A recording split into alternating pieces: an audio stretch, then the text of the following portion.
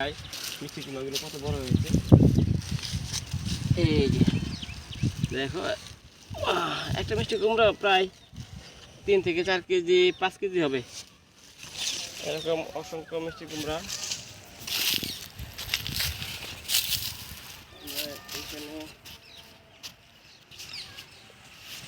এই যে মিষ্টি কুমড়াগুলো অনেক বড়, এরকম প্রায় সবগুলো বড় বড় হয়েছে মিষ্টি কুমড়াগুলো। এই মিষ্টি কুমড়া নতুন নতুন মিষ্টি কুমড়া আসতেছে,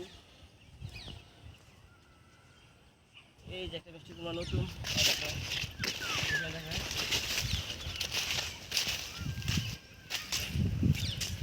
এই যে এরকম নতুন নতুন ছোটো ছোটো মিষ্টি কুমড়া আবার আসতেছে।